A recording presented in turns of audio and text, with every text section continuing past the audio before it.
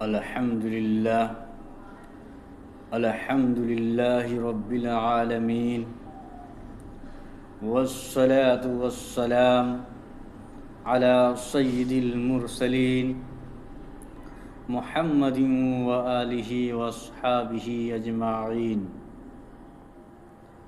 اعوذ باللہ من الشیطان الرجیم، بسم اللہ الرحمن الرحیم۔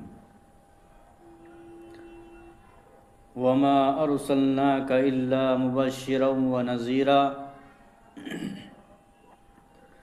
قل ان الموت الذي تفرون منه فإنه ملاقيكم ثم تردون إلى عالم الغيب والشهادة فينبئكم بما كنتم تعملون، أو كما قال عليه الصلاة والسلام: يا أيها الذين آمنوا استعينوا بالصبر والصلاة إن الله مع الصابرين، وقال النبي صلى الله عليه وسلم: أقيم الصلاة ولا تكونوا من المشركين،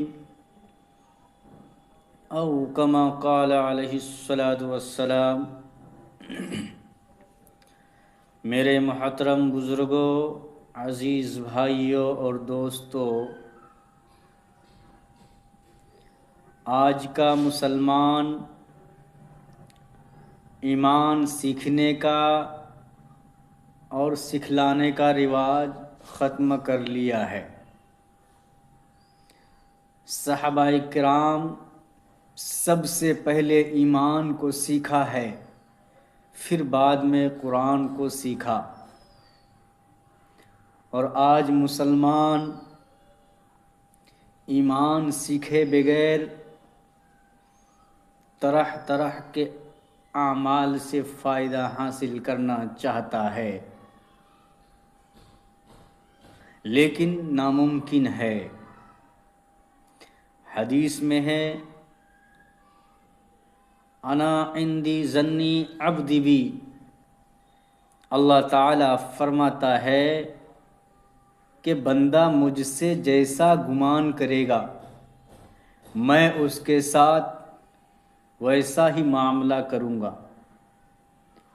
اگر بندہ دنیا میں پھیلی ہوئی چیزوں سے گمان کرے گا تو اس کا کام دنیا میں پھیلی ہوئی چیزوں سے ہوگا۔ اس کا نقصان یہ ہوگا کہ انسان جس چیز کا گمان کرے گا وہ اسی چیز کا محتاج بھی ہوگا۔ رسول صلی اللہ علیہ وسلم صحابہ کرام کے اندر صرف اور صرف اللہ کے ہونے کا گمان کا محنت کرایا تھا۔ ہر وقت ہر لمحہ اپنے آپ کو اللہ کا محتاج سمجھتا تھا۔ وہ صحابہ والی محنت، وہ صحابہ والی گمان ہم سب مسلمانوں کے اندر کیسے پیدا ہو؟ اس کے لیے سب سے پہلے ہمیں مسجدوں کو آباد کرنا ہوگا۔ جس طرح صحابہ کرام نے مسجدوں کو آباد کرنے کے لیے ایمان کو مضبوط کیا تھا۔ میرے دوستو، آج مسلمان اطمینان حاصل کرنا چاہتا ہے۔ اطمینان کا حاصل ہونا اللہ تبارک و تعالی نے جسم کے صحیح استعمال پر رکھا ہے کہ آنکھ صحیح دیکھے، کان صحیح سنے، زبان سچ بولے۔ میرے دوستو، آج کا انسان حلال کمانے کے باوجود، حلال کھانے کے باوجود، حلال پہننے کے باوجود، حرام بول رہا ہے، حرام سن رہا ہے، حرام سوچ رہا ہے، کیوں؟ ایمان نہ ہونے کی وجہ ہے۔ مسلم شریف کی روایت میں ہے کہ رسول صلی اللہ علیہ وسلم نے ارشاد فرمایا، جب بندہ گناہ کبیرہ کرتا ہے اس کے چہرے سے نور نکل کر سر پر سایہ کر لیتا ہے، جب تک وہ توبہ نہیں کرتا ہے وہ نور واپس نہیں ہوتا ہے۔ میرے دوستو، آج دنیا کا انسان دنیا پر محنت کرتا ہے، صبح سے شام تک، چاہے وہ تاجر ہو، چاہے کاشتکار ہو، چاہے وہ ملازم ہو، چاہے نوکری کرنے والا ہو، چاہے امیر ہو، چاہے غریب ہو، ہر ایک صبح سے شام تک دنیا پر محنت کرتا ہے، اور اس محنت کرنے کے باوجود ہر ایک کے اندر کی یہ آواز ہے کہ میں کامیاب ہو جاؤں۔ لیکن انسان کی غلط فہمی ہے، اللہ تبارک و تعالیٰ نے ہر زمانے میں نبی بھیجنے کا سلسلہ جاری کیا، اور ہر نبی نے آ کر دنیا کے لوگوں سے یہی بات کہی ہے کہ دنیا کے انسانوں، اللہ نے دنیا اور آخرت کی کامیابی دین پر رکھی ہے۔ میرے دوستو، جس انسان کی زندگی میں دین ہوگا اللہ تبارک و تعالی اسے کامیاب کریں گے، اور جس انسان کے زندگی میں دین نہیں ہوگا اسے ناکام کر دیں گے، دنیا میں بھی اور آخرت میں بھی۔ اور آج یہ دعوت و تبلیغ کی مبارک محنت ہم کو یہ آپ صلی اللہ علیہ وسلم کے صدقے میں ملی ہے،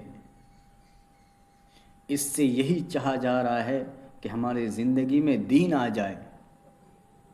میرے دوستو، اپنے گھر بار چھوڑ کر اللہ کے راستے میں نکلنا یہ حقیقی ہجرت نہیں ہے، یہ صحابہ کرام کا نقل ہے۔ اگر ہم اس نقل کو کرتے ہیں تو انشاءاللہ آخرت کی منزل آسان ہو جائے گی۔ میرے دوستو، قرآن میں ہے والذین جاہدوا فینا لنہدینہم سبلنا وان اللہ لمع المحسنین۔ اللہ تعالیٰ کہہ رہا ہے کہ ہمارے راہ میں جتنے لوگ آئیں گے ہم ان کو ضرور ہدایت دیں گے۔ میرے دوستو، دین سیکھنے کا مثال یوں سمجھیے جیسے دنیا کا کوئی بھی چیز ہو گھر بیٹھے حاصل نہیں ہو سکتی ہے۔ جب تک ہم دنیا کی کوئی بھی چیز اگر حاصل کرنا چاہیں تو اس کے لیے محنت کرنا پڑے گا، کوشش کرنا پڑے گا، تب جا کر وہ چیزیں حاصل ہوتی ہے۔ اسی طرح دین زندگی میں لانے کے لیے گھر بیٹھے حاصل نہیں ہوگی، اللہ کے راستے میں نکلنا ہوگا، بیوی کو بیوہ کرنا ہوگا، بچوں کو یتیم کرنا ہوگا، جان اور مال قربان کرنا ہوگا۔ میرے عزیز بھائی اور دوستو، اسلام جب پھیلنا شروع ہوا تو آپ صلی اللہ علیہ وسلم اپنی روشنی سے دنیا والوں کو منور کرنے لگے۔ راستے میں پہرا بیٹھا دیے گئے، تہبتی ہوئی زمین میں سلا کر، آگ کے انگاروں میں لٹا کر، پھانسی کے پھندوں میں چڑھا کر، گھر بار اجاڑ کر پیارے رسول صلی اللہ علیہ وسلم کی آواز کو دبانے کی کوشش کرنے لگے، مگر آپ صلی اللہ علیہ وسلم کی آواز روز بروز بڑھتی جا رہی تھی۔ سن 7 ہجری محرم کا مہینہ تھا، تمام لیڈروں نے مل کر ایک میٹنگ کی۔ ابو جہل نے پوری قوم کو للکارا کہ غیور عربو، جس کو ہم آج بچہ کا کھیل سمجھ رہے ہیں، وہ عزت و آبرو کے لیے طوفان بن چکا ہے۔ جس کا چرچا محمد کر رہے ہیں ان کے ماننے والوں کی تعداد روز بروز بڑھتی جا رہی ہے۔ اس لیے اے عرب کے بہادر، اب پوری طاقت سے آگے بڑھو، ورنہ وہ دن دور نہیں کہ ذلیل ہو کر نکلنا پڑے گا۔ ابو جہل کی تقریر نے پوری قوم کو گرما دیا، طرح طرح کی تدبیریں پیش کی گئی۔ بہت دیر کے بعد یہ تدبیر پاس ہوئی کہ محمد کے ماننے والے کو بالکل بائیکاٹ کر دیا جائے، ان سے خرید و فروخت، لین دین بالکل بند کر دیا جائے۔ چنانچہ ایک عہد نامہ لکھ کر خانہ کعبہ کی دیوار پر لٹکا دیا گیا۔ یہ پوری قوم کا فیصلہ تھا، اس کے خلاف کرنے کو کسی کو اختیار نہیں تھی۔ مسلمانوں میں بچے، بوڑھے، جوان سب تھے۔ کھانے کے سامان ختم ہو گئے، درختوں کے چھالے کھا کھا کر دن کاٹنے لگے۔ قربان جائے ان مسلمانوں پر جس کی زباں پر کوئی شکایت نہیں تھی۔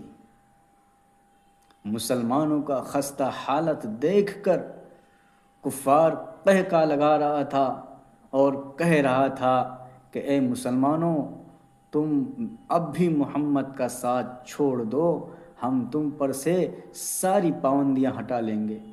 مگر مسلمانوں نے جواب دیا، اے کفار سن لو، ہم حق پا چکے ہیں، ہم دربار محمد میں اقرار کر چکے ہیں، لہٰذا ہم خون کا دریا بہا سکتے ہیں، آگ کے بستر میں سو سکتے ہیں، بھوک سے تڑپ تڑپ کر دم توڑ سکتے ہیں، مگر مصطفیٰ کی رسالت کا انکار نہیں کر سکتے۔ اس ابتدائی و آزمائش کے بعد پورے 3 سال ہونے والے ہیں۔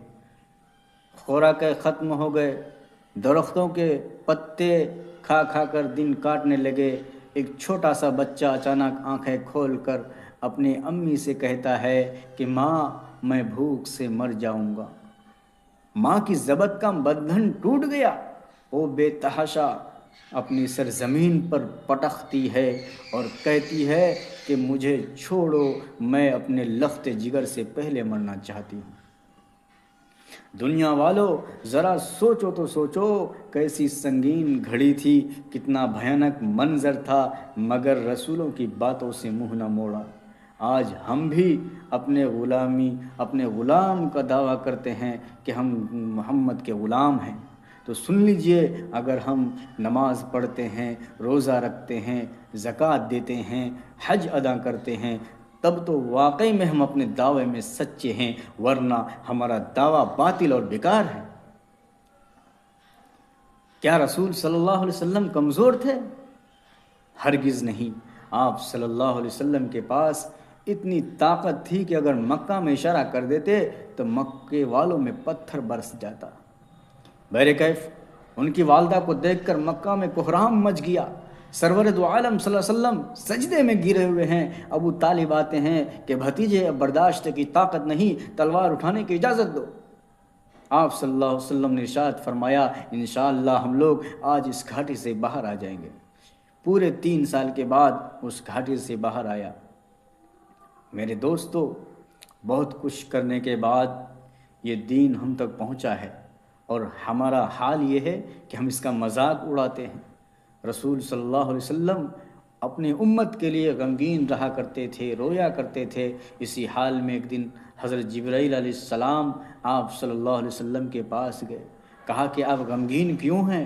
حالانکہ حضرت جبرائیل علیہ السلام خود جانتے تھے، جاننے کے باوجود آپ صلی اللہ علیہ وسلم سے پوچھا کہ آپ غمگین کیوں ہیں؟ آپ صلی اللہ علیہ وسلم نے ارشاد فرمایا، نہ جانے قیامت کے دن میرے امت کے ساتھ کیا ہوگا۔ تو حضرت جبرائیل علیہ السلام آپ صلی اللہ علیہ وسلم کو لے کر ایک قبرستان میں گئے جہاں مومن اور کافر دونوں طرح کے مردہ مدفون تھے۔ حضرت جبرائیل علیہ السلام ایک مومن کے قبر پر ہاتھ مارتے ہیں اور کہتے ہیں، قم بإذن اللہ۔ مومن جیسے سنتا ہے ویسے ہی باہر آتا ہے، اس حال میں کہ اس کا چہرہ روشن ہے اور منہ سے کلمہ توحید لا الہ الا اللہ کی آواز آ رہی ہے۔ پھر حضرت جبرائیل علیہ السلام ایک کافر کے قبر پر ہاتھ مارتے ہیں اور کہتے ہیں، قم بإذن اللہ۔ وہ کافر جیسے سنتا ہے ویسے ہی باہر آتا ہے، اس حال میں کہ اس کا چہرہ کالا ہے اور منہ سے ہائے افسوس کی آواز آ رہی ہے۔ میرے دوستو، آپ نے دیکھا کہ حضور صلی اللہ علیہ وسلم اپنے امت کے لیے کتنا مشقتیں اٹھائی ہے، تکلیفیں برداشت کی ہے، لیکن ہم ان کے امتی ہو کر ہم ان کو بھلا بیٹھے ہیں۔ یاد کرو اس وقت کو جب کوئی کسی کا نہیں ہوگا۔ اللہ تعالیٰ قیامت کے دن ایک شخص کو بلائے گا اور فرمائے گا، کہے گا دیکھو یہ تمہارے گناہوں کے دفتر ہے۔ وہ کہے گا اے میرے مولا یہ سب گناہ میں نے کہاں کیا ہے؟ اللہ تعالیٰ کہے گا تمہارے پاس ایک رسول بھیجا تھا جو تم کو یہ کرنے سے روکتا تھا، ڈراتا تھا، لیکن تم نے ایک بات کو نہیں مانا، اور فرشتوں کو حکم دے گا کہ اس کو جہنم میں داخل کر دو۔ اس لیے میرے دوستو، عزیز بھائیوں اور دوستو، یہ زندگی ناچ گانے سننے کے لیے نہیں ہے، یہ زندگی زنا میں وقت ضائع کرنے کی نہیں ہے۔ تھوڑی دیر اپنی جوانی کو قیمتی میں لگاؤ، محمد کے سانچے میں ڈھال دو، پھر تمہارا قیمت تمہارا اللہ لگائے گا۔ بلال حبشی تھا، حبشی کا بیٹا، غلام بن کر آیا تھا، محمد صلی اللہ علیہ وسلم کا عاشق بنا، پھر حضرت بلال کو مسجد نبوی کا مؤذن بنایا، اور آخرت کی یہ خوشخبری، یہ پیغام سنا دی کہ جب میدان محشر قائم ہوگا، ساری دنیا پیدل چلے گی، میں براق میں چلوں گا اور بلال میرے آگے آگے سرخ اونٹ میں چلے گا، اور اذان کا وقت ہوگا، اذان دے گا تو سارے مجمع کے لوگوں کو سنائی دے گا۔ میرے دوستو، آپ صلی اللہ علیہ وسلم نے ارشاد فرمایا جب میں جنت میں جاؤں گا، جنت میں جانے کے لیے میرے لیے سواری لائی جائے گی، اور سواری کی رسی آپ صلی اللہ علیہ وسلم خود نیچے گرا دیں گے کہ کوئی دوسرا لوگ میرا سواری کو پکڑ کر چلے گا۔ لوگ پوچھیں گے کون؟ حضرت ابو بکر جو سب سے بڑا صحابی ہے، یا حضرت حسن حسین، یا پھر علی جو آپ کے داماد ہیں؟ آپ صلی اللہ علیہ وسلم اعلان کرے گا بلال کو بلاؤ اور یہ رسی بلال کو پکڑاؤ۔ میرے دوستو، پیر کے دن ظہر سے پہلے اللہ کے نبی کا انتقال ہو گیا۔ ایک انصاری عورت کے گھر کے چھت پر اشہد ان محمد الرسول اللہ کہا، آواز بند ہو گئی، مختصر اذان دے کر نیچے اترے، اور بلال کہا کہ میں آج کے بعد اذان نہیں دوں گا، جب آپ صلی اللہ علیہ وسلم کا دیدار نہیں ہوگا تو میں اذان نہیں دوں گا۔ اور حضرت بلال کو مدینہ میں رہنے کے لیے مشکل ہو گئے، ملک شام کی طرف چلے گئے، 6 مہینے واپس نہیں آئے۔ 6 مہینے کے بعد خواب میں آیا، لاکھوں صحابہ تھے، کوئی خواب میں نہیں آئے، بلال کو خواب میں آئے اللہ کے نبی کہ اے بلال کیا بے وفائی ہے کہ میرے شہر آنا چھوڑ دیا۔ بلال کو یوں لگا کہ اللہ کے نبی زندہ ہے، وہ دوڑتے ہوئے گئے اور اونٹ کو سوائے پیشاب کی نماز کو نہیں روکا۔ 7 دن اور 7 رات چلتے چلتے گئے، دیکھے کہ آپ ہیں نہیں، آگے قبرستان ہے، گش کھا کر گر پڑے اور چمٹ گئے کہ یا رسول اللہ میں تو آ گیا، آپ کہاں ہیں؟ میرے دوستو، پھر اذان کا وقت ہوا، سارے لوگوں کی یہ خواہش تھی کہ بلال اذان دے، لیکن بلال قسم اٹھائی تھی کہ میں آج کے بعد اذان نہیں دوں گا۔ پھر سارے صحابہ اکرام حسن اور حسین کے پاس گئے، کہا کہ آپ چلیے حضرت بلال سے بولیے کہ اذان دے۔ تو حضرت حسن اور حسین دونوں بھائی حضرت بلال کے پاس گئے، کہا کہ آپ میرے نانا کے خاطر اذان دیا کرتے تھے، آج میرے خاطر اذان دے دیجئے۔ تو بلال نے کہا کہ بیٹا میں نے قسم اٹھائی تھی، لیکن تمہارے خاطر قسم کو توڑ دوں گا اور میں آج اذان دوں گا۔ میرے دوستو، جب حضرت بلال اذان دیا، مسجد مدینہ میں چیخ چنگار مچ گئی، عورتیں ننگی پیر گھر سے باہر نکل گئی، زمانہ نبوت یاد آ گیا۔ میرے دوستو، بلال کے پاس کوئی عہدہ نہیں تھا، شکل و صورت نہیں تھے، کالے کلوٹے تھے۔ اس لیے میرے دوستو، یہ زندگی ناچ گانے سننے کے لیے نہیں ہے، یہ زندگی بیہودہ کاموں میں نہیں ہے، یہ زندگی اللہ کو راضی کرنے میں ہے، دعوت و تبلیغ کے کام میں سیکھی اور سکھائی جاتی ہے۔ اب کوئی نبی نہیں آنے والا ہے، اس لیے میرے دوستو اپنی جوانی کو قیمتی ملاؤ، پھر قیامت کے دن اللہ تعالیٰ اعلان کرے گا کہاں ہے وہ جوان جن کی جوانی بیدار تھی، وہ میرے عرش کے سائے میں آ جائیں۔ اس لیے میرے دوستو توبہ کرو، توبہ سے سارے گناہ معاف ہو جاتے ہیں، توبہ کرو سارے گناہ معاف ہو جاتے ہیں۔ اللہ تعالیٰ کہتا ہے کہ بندہ گناہ زمین سے اٹھا کر آسمان کے چھت میں لگا لے، ایک مرتبہ توبہ کرے سارے گناہ معاف ہو جاتے ہیں۔ اس لیے میرے دوستو، اور نماز کا بھی پابندی کریے۔ نماز قیامت کے دن سب سے پہلے نماز کا ہی سوال ہوگا کہ تم نے نماز قائم کی ہے یا نہیں کی ہے۔ نماز کا بہت بڑا رتبہ ہے، اور نماز کا آپ صلی اللہ علیہ وسلم نے فرمایا نماز میری آنکھوں کی ٹھنڈک ہے۔ اس لیے میرے دوستو نماز، حضرت حذیفہ رضی اللہ عنہ فرماتے ہیں کہ رسول صلی اللہ علیہ وسلم کا یہ طریقہ تھا، جب بھی کوئی مصیبت پریشانی آتی تو آپ صلی اللہ علیہ وسلم وضو کرتے اور نماز میں مشغول ہو جایا کرتے تھے۔ قرآن میں بھی اللہ تعالیٰ نے فرمایا یا ایھا الذین آمنوا استعینوا بالصبر والصلاۃ، اے ایمان والو صبر اور نماز کے ذریعے مدد لیا کرو۔ نماز کا کس قدر اہمیت ہے آپ اس بات سے اندازہ لگا سکتے ہیں۔ اگر کسی شخص کے گھر کے سامنے ایک نہر ہو اور اس نہر میں دن میں 5 مرتبہ نہاتا ہو تو کیا اس کے بدن میں میل کچیل رہ سکتا ہے؟ ہرگز نہیں۔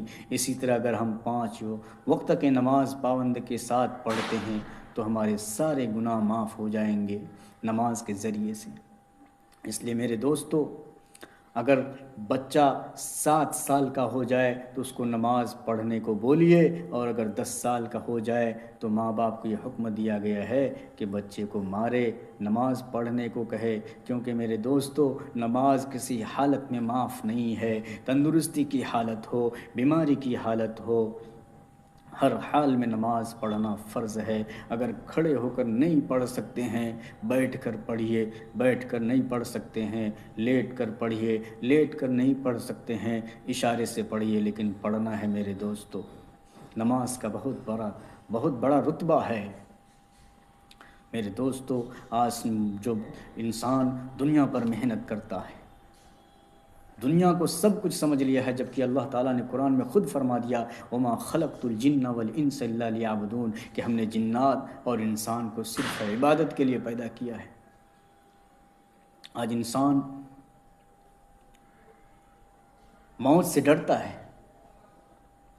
موت کتنا خیانت خطرناک لفظ ہے، لیکن چاہے وہ مرد ہو، چاہے وہ عورت ہو، چاہے شہر کا رہنے والا ہو، چاہے دیہات کا رہنے والا ہو، چاہے امیر ہو چاہے غریب ہو، ہر ایک موت سے ڈرتا ہے، لیکن اس کے باوجود موت ہر ایک کے پاس آتی ہے۔ قرآن میں اللہ تعالیٰ نے فرمایا قل ان الموت الذی تفرون منہ فانہ ملاقیکم ثم تردون الی عالم الغیب والشہادہ فینبئکم بما کنتم تعملون۔ اللہ تعالیٰ آپ صلی اللہ علیہ وسلم سے کہہ رہے ہیں کہ اے نبی آپ کہہ دیجئے کہ جو لوگ موت سے ڈرتے ہیں وہ ضرور آئے گی، اور تمہارے ظاہر و باطن کا علم رکھتا ہے، اور کل قیامت کے دن نفسی کا عالم ہوگا، تمہارے اعمال سے تنبیہ کرے گا۔ اگر تم نے اللہ اور رسول صلی اللہ علیہ وسلم کی اطاعت کے ساتھ زندگی گزاری ہوگی تو نام اعمال دائیں ہاتھ میں دیا جائے گا اور فرشتوں سے کہا جائے گا اس کو جنت میں داخل کر دو۔ اور اگر تم نے اللہ کے اور رسول صلی اللہ علیہ وسلم کے طریقوں کو چھوڑا ہوا، رشوت سے اپنے جیب کو بھرا ہے، یتیم اور بیواؤں کی مال سے اپنا جیب کو بھرا ہے، کل قیامت کے دن ناکامی کا جھنڈا بائیں ہاتھ میں دیا جائے گا اور فرشتوں سے کہا جائے گا اس کو جہنم میں داخل کر دو۔ میرے دوستو، آج دنیا کا انسان خون پسینہ کر کے صبح سے شام تک مال جمع کرتا ہے، لیکن جب اس کی موت آتی ہے ساری چیزیں، ساری دولتیں یہیں رہ جاتی ہے، اس کے ساتھ سوائے کفن کے کچھ نہیں جاتا ہے۔ لوگ نہلا کر کفن پہنا کر قبرستان کی طرف چل دیتے ہیں، اور مٹی دے کر 40 قدم دور ہوتے ہیں، فرشتے اس کے پاس پہنچتے ہیں، کہتے ہیں مر رب کا ما دین کا ما تقول فی ھذا الرسول۔ میرے دوستو، اگر ہم اللہ کے حکم اور نبی کے طریقے پر زندگی گزارے ہوں گے تو ہم فوراً تینوں سوال کا جواب دے دیں گے۔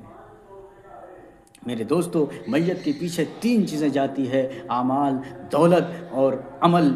2 چیزیں، ایک اولاد، 2 چیزیں واپس آ جاتی ہے اور 1 چیزیں رہ جاتی ہے۔ مال اولاد واپس آ جاتی ہے اور عمل اس کے ساتھ رہتا ہے، چاہے وہ عمل اچھا ہو یا برا۔ سوچنے کا مقام ہے۔ آج کا انسان یہ سوچ رہا ہے کہ میری جوانی ہے، اس سے کچھ فائدہ اٹھا لیتے ہیں، لیکن اسے یہ معلوم نہیں ہے موت کبھی بھی آ سکتی ہے۔ سکندر بادشاہ کا نام سنا ہوگا، 7 ملکوں کا بادشاہ تھا، یونان سے فتح کرتے ہوئے بھارت پہنچا، سرزمین پنجاب کو فتح کر لیا اور آگے نہیں بڑھا، وہیں سے اپنے وطن کی طرف ارادہ بنایا۔ اس کی طبیعت خراب ہو گئی، اپنے وزیروں سے کہا کہ اب میں اس دنیا سے رخصت ہو جاؤں گا تو میرا کفن دفن کر دینا۔ وزیروں نے کہا کہ حضور آپ ایسا کیوں فرما رہے ہیں، میں نے زندگی بھر آپ کی نمک کھائی ہے اور ہم کفن دفن بھی نہیں کریں گے۔ پھر سکندر بادشاہ نے کہا کہ دیکھو، جب میں مر جاؤں گا تو میرا کفن پہنانے کے وقت کفن سے میرا ہاتھ باہر نکال دینا۔ پھر وزیروں نے کہا کہ حضور اب ایسا کیوں کہہ رہے ہیں، آپ کا جنازہ، ایک بادشاہ کا جنازہ ہوگا، ساری دنیا دیکھنے آئے گی، کہ دیکھیں گے تو لوگ کیا کہیں گے، دیکھو دنیا سے جانے کے بعد بھی ان کا لالچ ختم نہیں ہوا ہے۔ سکندر بادشاہ نے کہا کہ تم سمجھے ہی نہیں، میں اس لیے کہہ رہا ہوں ہاتھ باہر نکالنے کے لیے، تاکہ لوگوں کو نصیحت ہو کہ 7 ملکوں کا بادشاہ جب آج دنیا سے جا رہا ہے، خالی ہاتھ جا رہا ہے، سوائے کفن کے کچھ نہیں جا رہا ہے۔